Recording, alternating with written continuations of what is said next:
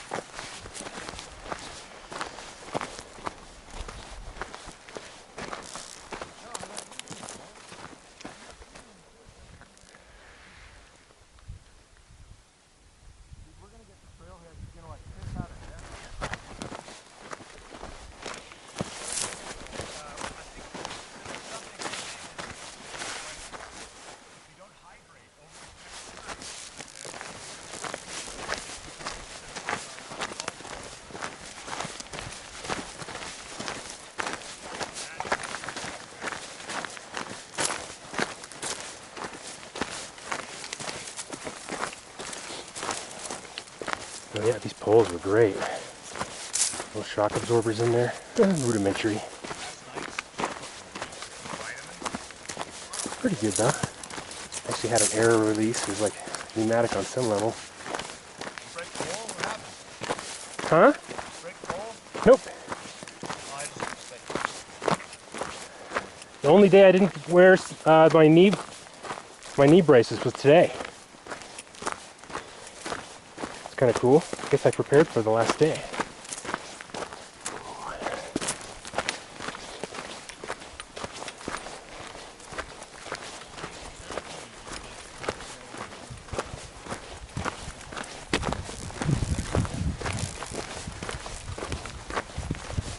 Yeah, it says we climbed 800 feet in 35 minutes. 800-foot elevation.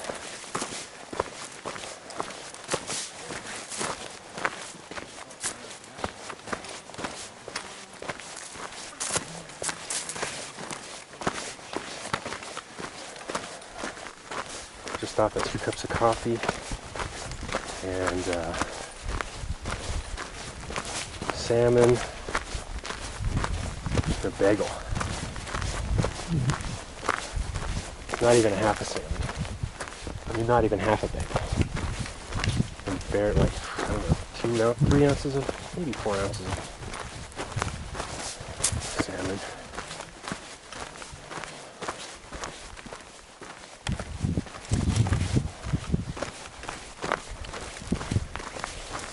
Just missing the cream cheese. Those locks, those were all but fresh locks.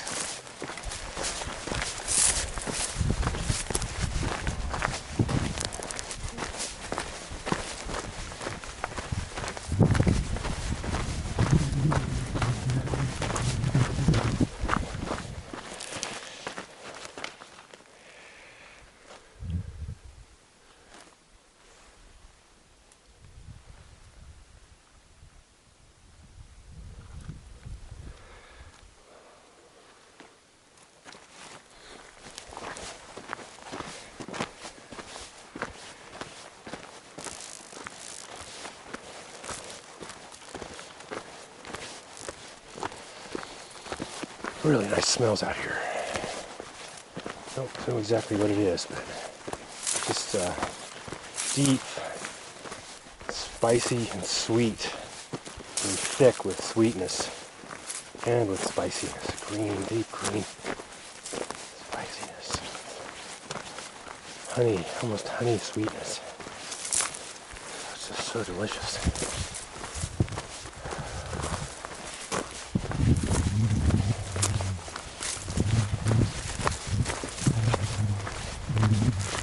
Next to these fields. Not a lot of green. There's lots of brown too.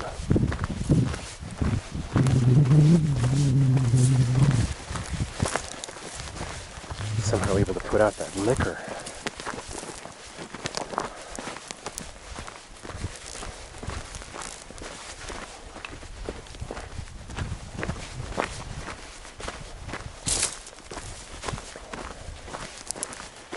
Into the air.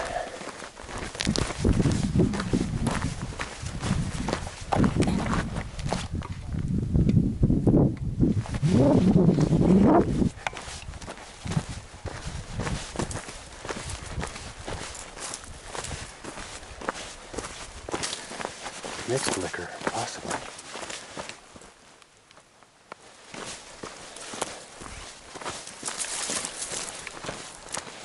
Cocktail. Yeah, cocktail.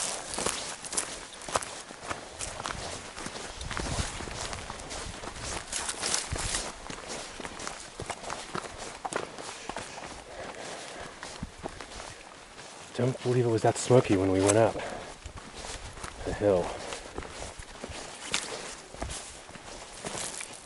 We're looking across that peak, seeing a lot more than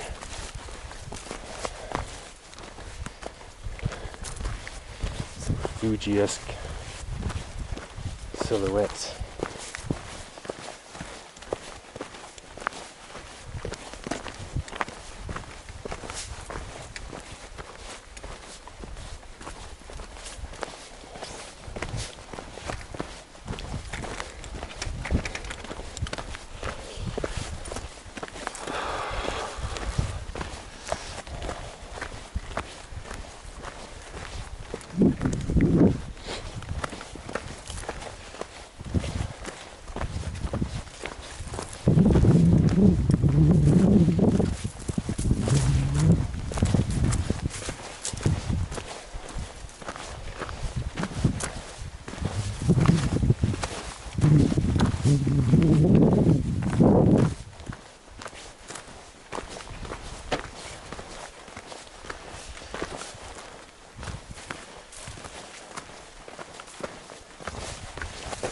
Guess we went to Upper Right Lake, Lower Right Lake, it's W-R-I-G-H-T, and Deep Lake, where I stayed for a morning while Chris and Eric went up to 4 small lakes called ABCD lakes. It's actually an acronym. They're an acronym Their names begin with those letters. They got back at 12:30 in the afternoon on Wednesday, and we hiked back from Deep Lake to Lower Right Lake, where it was actually, well, not as hard as we thought to find wood, but it was harder than usual to find wood. We did find some larger pieces of a tree that must have fallen down in, I don't know, the last year? I don't know how long it's been down. It was hard. It was pretty hard to burn all the way through it. That one of those pieces that was, I don't know, probably a thickness of 2 of my forearms. Has protective layers. And, yeah, looks like I'm getting off trail there.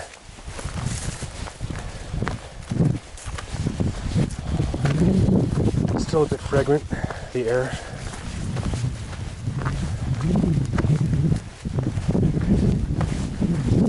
Late summer. Yeah. Mid-September.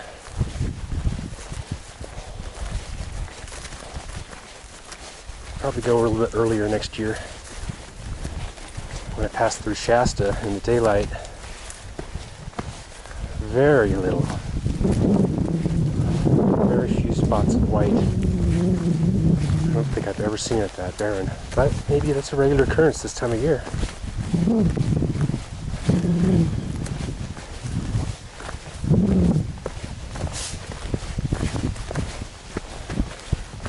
So next year maybe aim for middle of August.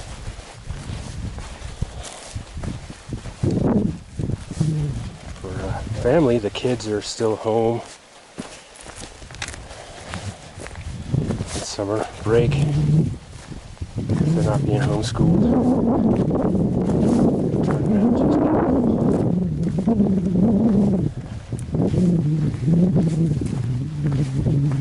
Nonetheless, home all year. But yeah, there seems to be some conventions and big gatherings, I think in September, maybe right after school year starts. So, gotta find those things and make it easier for families. And then next year, we're thinking about a car camping trip. We've been thinking about this for, I don't know, 2 or 3 years now. Families can all come, as long as they're not having an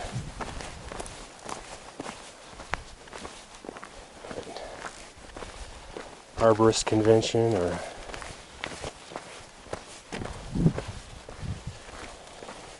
surveyors convention, unschooling convention.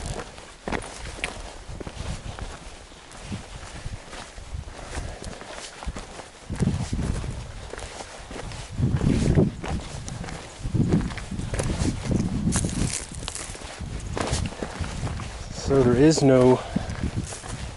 it's not really as simple as saying, don't go off the trail.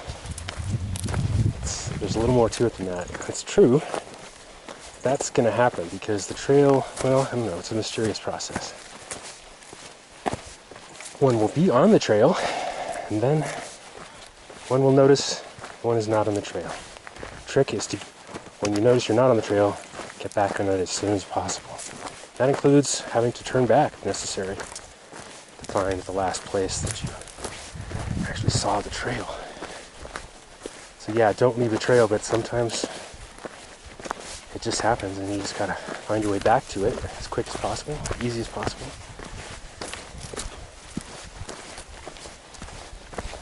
Or go back to the place where you left, or where you can find out where you left the trail. The trail's pretty obvious. It's like this a lot. There's stuff that's been crunched over the last, 6 months, maybe at least a couple people have gone through there. Yeah!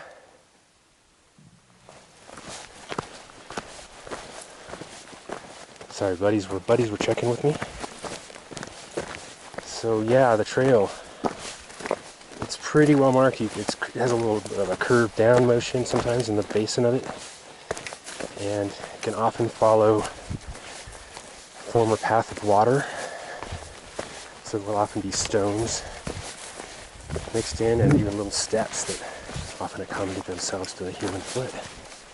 Sometimes these trails are used for cattle, high range cattle, I guess. I asked Eric why cattle come up here. He said for the free grub. So why the cattle are brought up here? For the free grub.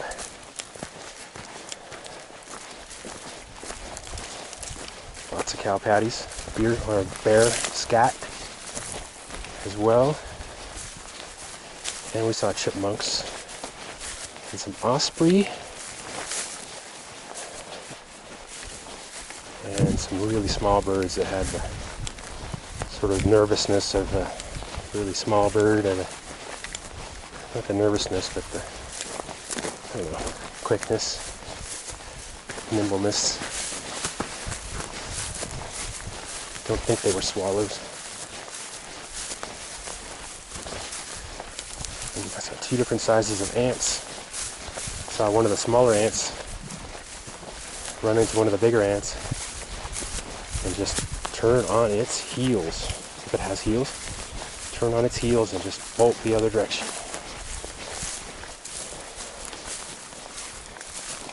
The big guy appeared to kind of give chase, but I don't think he really was giving chase. Just continuing on his way. We saw a snake sort of in the trail and near the river. There's usually like the place where the water is actually flowing at this point in time, as opposed to all the little trails and dry waterways.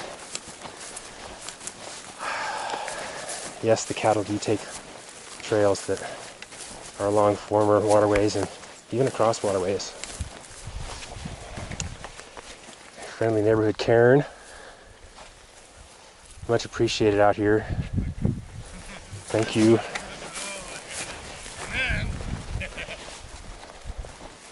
Karen's, yeah, trustworthy. I saw one place way at the bottom where there was, somebody had spray painted an arrow with a single word, Deep Lake, which is where we were headed, or at the end of our last day camp. All right, about to catch up with the guys, and this is where they turn on their heels and start hiking, because I caught up to them.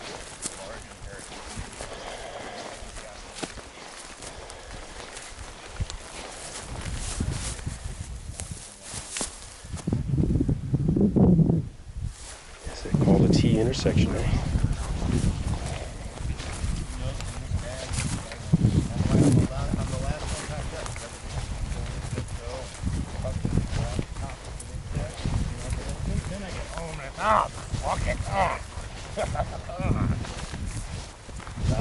Well, a curious mix of order and disorder.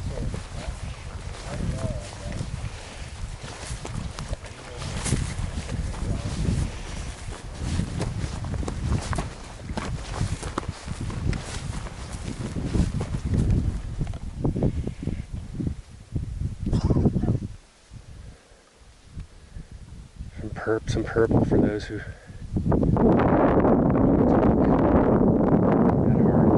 sometimes it's more purple than usual here. Sometimes it's right in there with the brown. You sort of just have to pick it up. And then several colors on the rocks and of the rocks.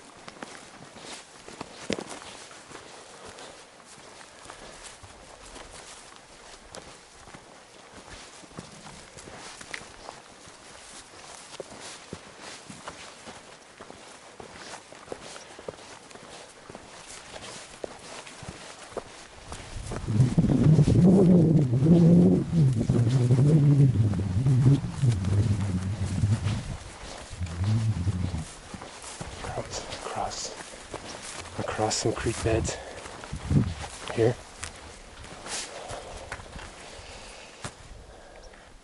Sometimes used by trail creators to make sure the trail doesn't get totally washed away. Line up the rocks. Or wood. Fallen wood can be used that way too. And then by the boot, as the traveler crosses, that's a place to put the boot on the rocks or on the fallen tree that has been used to direct the water, control erosion.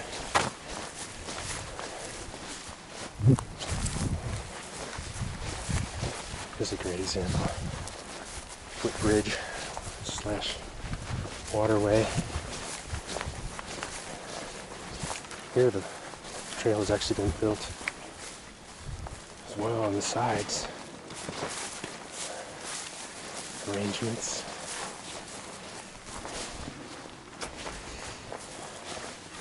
Looks like that was just there naturally. Water found that way.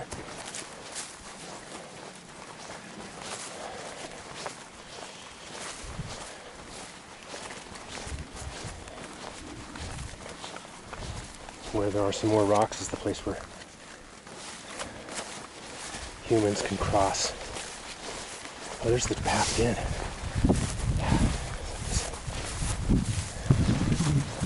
Abandoned.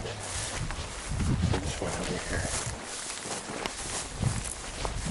In places. And then one crossing there where it's back to the main path.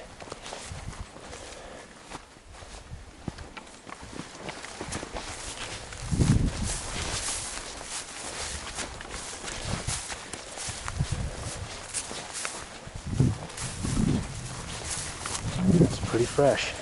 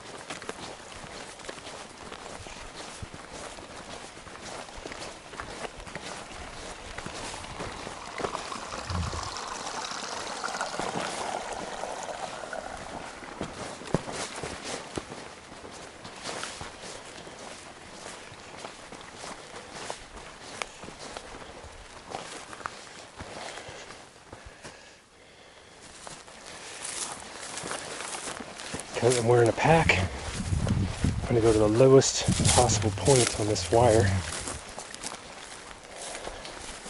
which may carry electricity.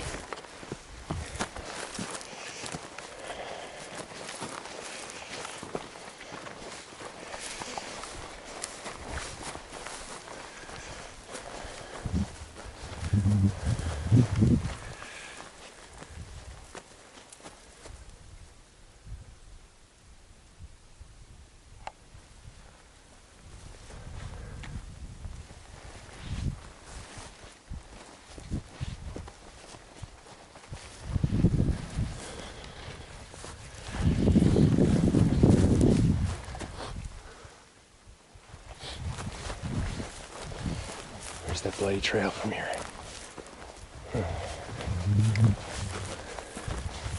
Looks like I just lost it. I'm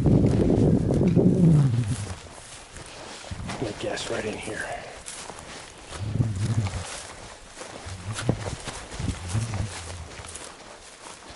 Guess how my buddy's over here.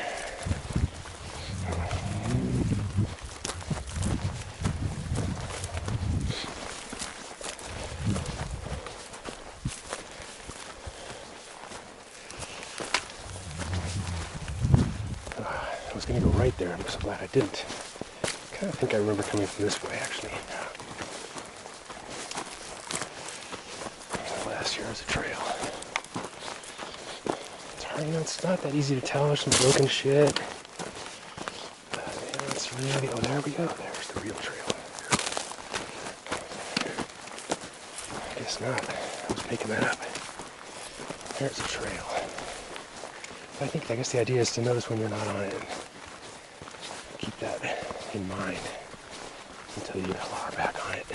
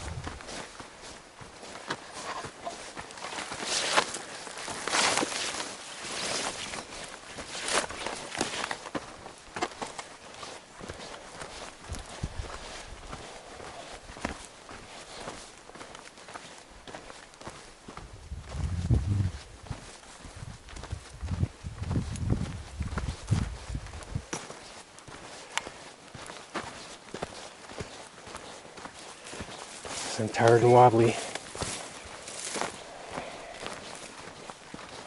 Last mile or so of, let's see, last mile of 16 miles since Monday.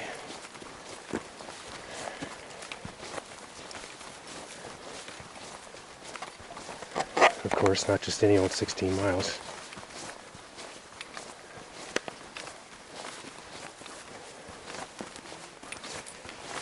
You do get a little bit of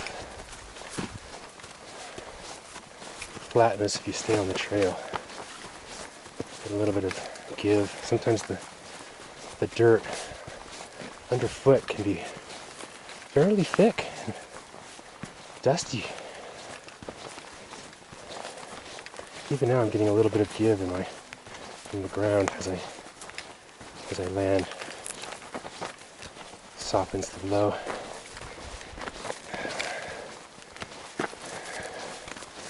Just all those little blows, nonetheless.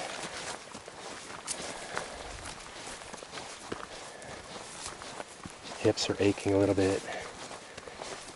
And the knees feel a little bit loose. Hamstrings are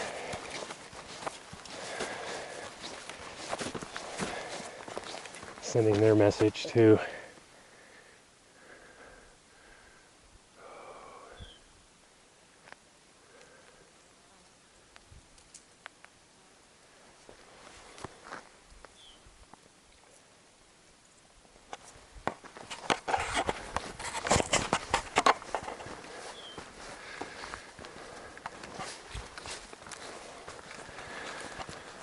Now for my eye level. little different, I suppose.